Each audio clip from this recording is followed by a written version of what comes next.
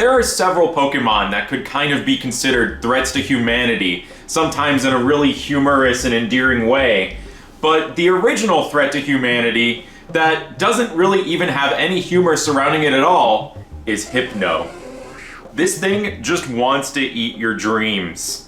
I think Hypno is one of the most difficult species of Pokemon for people to just look at, point, and say, "Friend." It's simply in Hypno's nature to randomly hypnotize and put things to sleep so it can eat their dreams to survive, which really challenges the peaceful coexistence between people and Pokemon. It's a lot harder to imagine living alongside a Hypno than having a Hoppip just peacefully nest outside your window. And its reputation over the years has not been helped with it being known as the Pokemon that's abducted children before. I wonder why we never got this shirt in the US. And yet people still call poor sweet Mr. Mime the creepy one. They've tried to redeem it a little bit in recent years, talking about how it's a good sleep aid for people with insomnia and has medical purposes, even being used by sweet Nurse Miriam in Scarlet and Violet.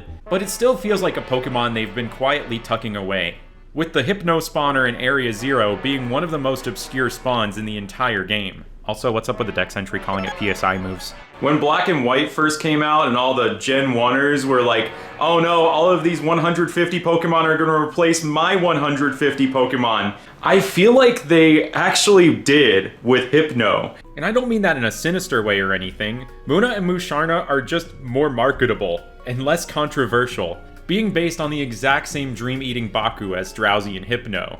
They make appearances in the Pokemon game that's entirely about sleep, while Drowsy and Hypno are still currently absent. They showed up in the Mega Dimension DLC, which is also about dreams. Drowsy and Hypno didn't. Munna and Musharna exist so Hypno never strays away from what it was meant to be. A dangerous Pokemon that only the bravest trainers can befriend. The only Pokemon episode VHS I had growing up had the Hypno episode on it, where a fan club of people were using it for sleep aid, not realizing that they were also hypnotizing a lot of the children and Pokemon in the town in the process. Hypno poses a challenge to trainers, and I want to rise up to the challenge by shiny hunting the unique encounter for one in Fire Red and Leaf Green, where it's literally scaring a little girl in the woods. I want to befriend this Hypno, and find it shiny, and lead it down a path to a good life with people and Pokemon. Level 100. It's funny, Ben, appeared for a second. I heard him say, and then yeah, and then left. Someone just subbed to me. I got the sub notification while recording. McPhilly08, this Hypno's for you. Oh, and it's yellow. It would be so funny if it was shiny then. If I get the shiny tonight, I'm including that. McPhilly08. They sub for 3 months in advance. While you're not even live, that's crazy.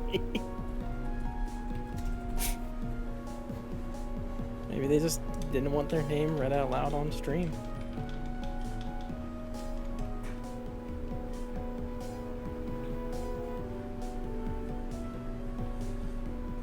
What? Shiny Hypno! Shiny Hypno! What?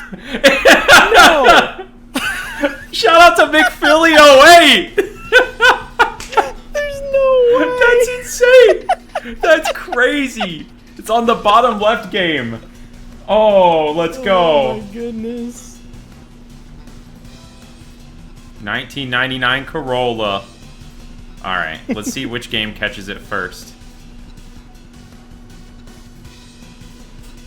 Alright, we got the Ultra Ball. It's still the Ultra Ball in Italian. That's interesting. No shot. It happened, Ben. No shot. So quickly. I got the Snapchat. I'm like, what? Yeah. I was just talking about how someone had subbed offline, and I was like, what the heck? Someone just subscribed. And I was like, if maybe I'll include it in the video if I get Hypno tonight. Shout out to McPhilly08, and then it showed up. That's I think I gotta name it McPhilly. Oh, we caught it. We caught it. That easy. Hey, it's just that easy, folks. Dang, bottom left game is stacked with the psychic types. It's the same game that has my Alakazam. More than 10 times quicker than Hitmonchan. How about that? That's insane to think about, actually. That is nuts. It's important to note that Lostel wasn't led here by Hypno. She just saw one while picking berries. What's your name? Lostel's scared. I forgot she speaks in the third person. I don't know if I've ever met a kid who actually does that. I don't know if I have either. Listen, please show me you. Oh, she's speaking in the first person now. She's saying show me, not show Lostel, so what the heck? There he is, McPhilly. Relaxed. So relaxed. That is so insanely cool looking. Then I did a super chill stream getting its special attack up in the Pokemon Tower. I don't know if I've encountered McPhilly08 in the chat yet, but shout out to you. And then, watching that first VHS tape with Hypno on it, I took on Giovanni's gym. And since this is our 8th and final badge, next we'll be taking on the Pokemon League, with the game that got the most points over this badge quest. And that is something that I want to save for the movie about this, which will not just be all of these videos cut up and placed into a long video. I'm going to talk a little bit more in this movie, so please stay tuned for the grand finale.